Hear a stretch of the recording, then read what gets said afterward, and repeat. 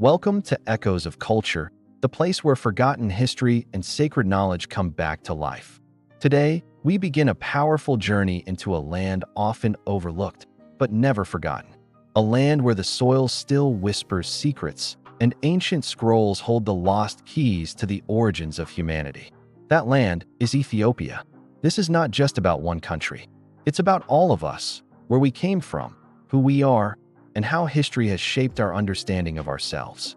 Get ready, because Ethiopia's lost texts don't just challenge modern history. They reveal the truth about where humanity really began. So join us on this fascinating journey as we uncover the hidden wisdom, ancient voices, and sacred stories that connect us all to our earliest beginnings. Now, let's begin with a truth that science no longer debates, a truth once buried beneath centuries of misunderstanding and sometimes even denial. The truth is this: the human story began in Africa, not in the halls of European castles, not in the temples of Asia, not in the cities of the Middle East, but in the heart of the African continent, and more specifically, in the Horn of Africa, where the highlands of modern-day Ethiopia rise into the clouds like ancient sentinels, watching over a story older than written words. In 1974, something remarkable happened. In a dry, rocky region known as Afar, scientists stumbled upon a discovery that would forever rewrite human history. It was a set of fossilized bones, fragile yet powerful. A skeleton of a small woman who had walked the earth over 3 million years ago. They named her Lucy. But Lucy was more than a scientific marvel.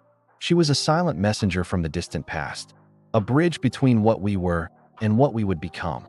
She walked upright, just like we do today. Her brain was small, her frame delicate, but in her very bones was proof, clear and undeniable, that the roots of humanity were planted in African soil. Lucy told the world that we didn't come from Europe, Asia, or the Middle East. Rather, we started in Africa. But Lucy's story wasn't the only one written in the stones. Years later, another fossil was uncovered in the same region. He was larger, older, and just as extraordinary. The locals called him Katanumu, which means big man in the Afar language. He stood tall, his bones whispering tales of a time when early humans roamed the savannas not as cavemen, but as walkers of the earth, upright and aware. Then came the Omo remains, found in the Omo River Valley of southern Ethiopia. These weren't just ancient. They were the oldest known remains of modern Homo sapiens, our species. Dated at over 195,000 years old, they are the oldest evidence of people like you and me, modern humans, in the entire world. And where were they found? Not in the caves of France, not in the deserts of Mesopotamia, but once again in Ethiopia. What does all this mean? It means Ethiopia is more than just a country on the map. It is more than mountains and markets, churches and villages. Ethiopia is the motherland of humanity. The ground beneath its people's feet doesn't just hold roots and rivers. It holds something far more sacred. It holds the bones of our beginnings. It holds the footprints of our first steps, the breath of our first thoughts, the spark of what it meant to be human. And so, when we speak of Ethiopia in this episode, we're not speaking of a distant land. We're speaking of home, the first home and the true beginning of the human journey. Now let's shift from bones to books.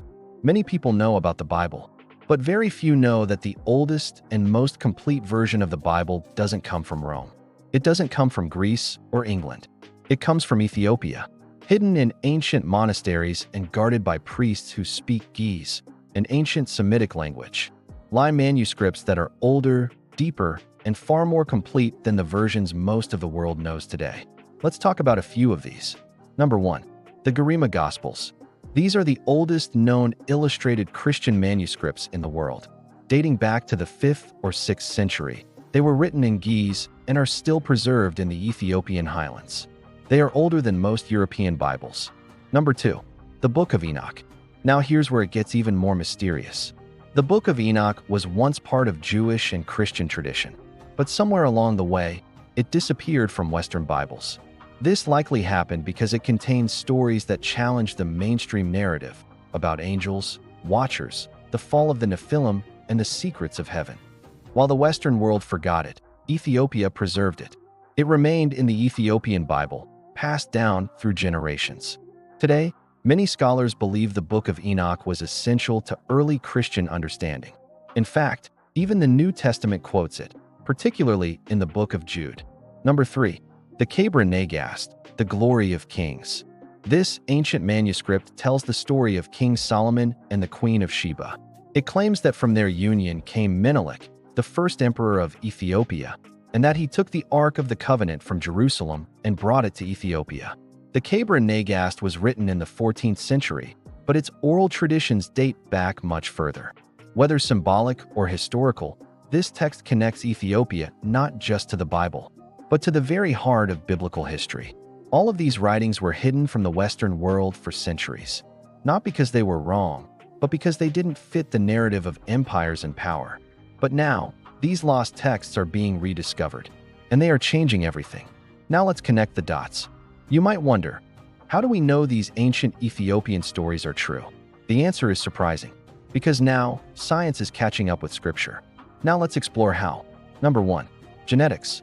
In 2015, scientists sequenced the genome of a 4,500-year-old Ethiopian man named Moda. What they found shocked them.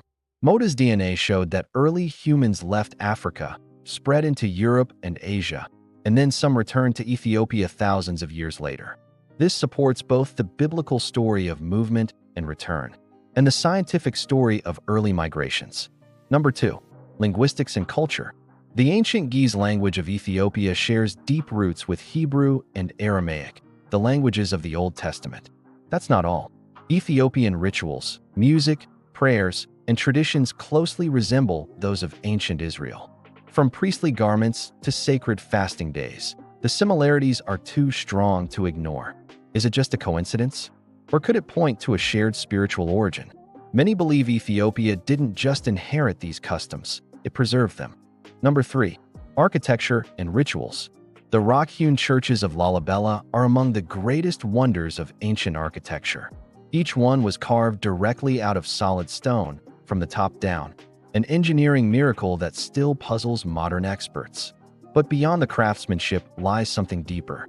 The layout of these churches mirrors the Temple of Solomon, with inner sanctuaries, sacred altars, and symbolic passageways. This is because these churches were built to be a new Jerusalem, a holy city on African soil, where pilgrims could worship without traveling to Israel. This wasn't imitation. It was revelation, a blending of biblical vision with African genius. It's a sacred connection few are ever taught, that Ethiopia not only embraced biblical faith, it expressed it in stone. So what does all this mean? It means that Ethiopia's ancient texts, culture, and science support each other. They point to a truth that is older than colonization, older than church divisions, and older than European history itself. If all this is true, then a natural question arises. Why didn't we learn this in school? Why are these texts so unfamiliar? And why has this version of history remained largely unknown? The answer is complex, but part of it lies in how history has been shaped and shared over time. During the era when empires expanded across continents, the focus was often on promoting dominant cultures, languages, and narratives. In the process, many rich and ancient traditions, especially those from Africa, were overlooked or underrepresented in global education. Africa, with all its depth and dignity, was often misunderstood. And Ethiopia, despite its extraordinary historical and spiritual legacy, was rarely given its rightful place in mainstream conversations.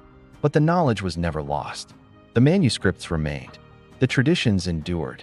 The stories lived on, preserved in monasteries, passed down in languages like Ge'ez, and protected by generations who understood their worth. Today, as people across the world search for truth beyond headlines and history books, these Ethiopian treasures are finding their voice again. And they don't speak to just one people or place.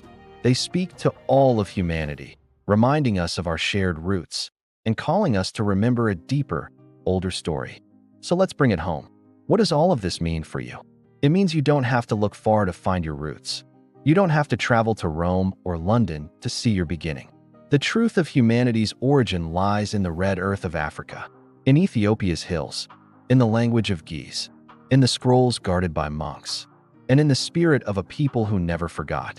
It means Africa was not an afterthought in God's plan. It was the starting point.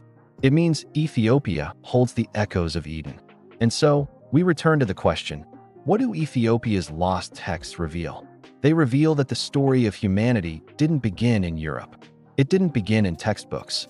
It began in spirit, in soil, and in song. It began with a people who walked before time had a name, with scrolls that still sing when read aloud in ancient tongues. Let us no longer ignore these voices. Let us no longer bury the bones of our beginnings. Because to know where we are going, we must first remember where we began. Thank you for watching Echoes of Culture. If this truth moved you, please like, comment, and share. And don't forget to subscribe for more deep dives into forgotten history. Until next time, stay curious, stay grounded, and never stop seeking truth, and I will see you in the next video.